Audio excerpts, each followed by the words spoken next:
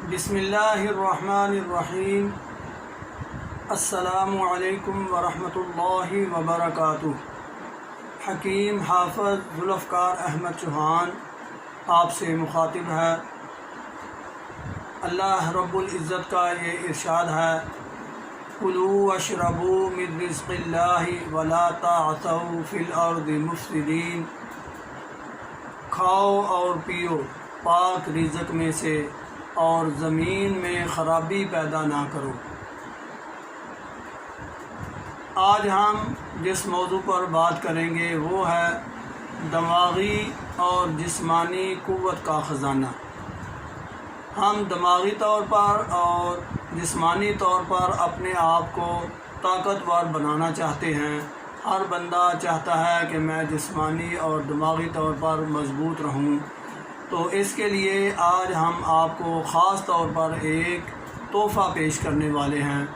آپ اس کو اپنے مقام پر ہی جہاں پر آپ ہیں تیار کریں اور خود بھی کھائیں، اور آپ کو جو اپنے دوست ہیں مشورہ دینا چاہیں تو آپ ان کو بھی یہ مشورہ دے سکتے ہیں۔ تو میں عرض کرنے لگا تھا کہ یہ نسخہ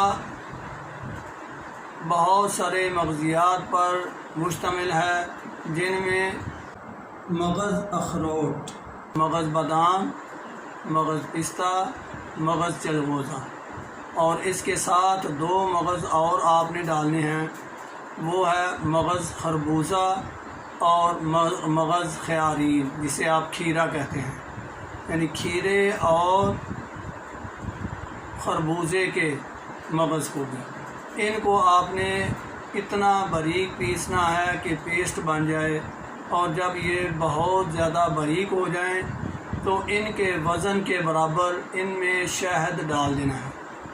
ان کے وزن کے برابر آپ نے ان میں شہد کا اضافہ کر دینا ہے، وہ ایک معجون ٹائپ چیز بن جائے گی۔ آپ نے اس کا استعمال کس طرح کرنا ہے یہ بھی سمجھ لیں۔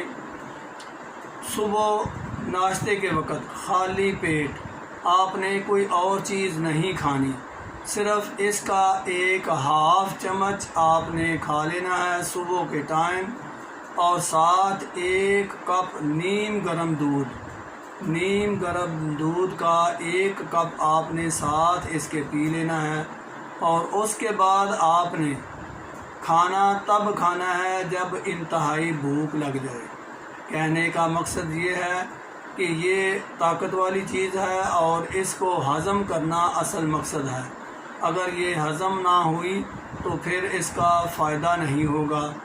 آپ نے جب یہ کھا لینا ہے، اس کا ناشتہ کر لینا ہے، اس کے بعد آپ نے کھانا اس وقت کھانا ہے جب آپ کو انتہائی زیادہ بھوک لگے۔ یہ نسخہ میں آپ کے سامنے جو پیش کر رہا ہوں انتہائی طاقت کا خزانہ رکھتا ہے۔ آپ اس کو استعمال کر کے دیکھیں، دماغی طور پر بھی انشاءاللہ، خاص طور پر یہ جو اسٹوڈنٹ وغیرہ ہیں ان کو بہت زیادہ فائدہ دے گا۔ اور جسمانی کمزوری بھی اکثر لوگوں میں محسوس ہوتی ہے، وہ کہتے ہیں کہ ہم جسمانی طور پر کمزور ہیں، کھاتے پیتے بھی ہیں لیکن فرق نہیں پڑ رہا، تو وہ بھی یہ نسخہ ضرور استعمال کریں، انشاءاللہ بہت زیادہ فائدہ ہوگا۔ اللہ رب العزت مجھے اور آپ کو اپنی حفاظت میں رکھے، تمام بیماریوں سے محفوظ رکھے۔ وما علینا الا البلاغ۔ السلام علیکم ورحمۃ اللہ وبرکاتہ۔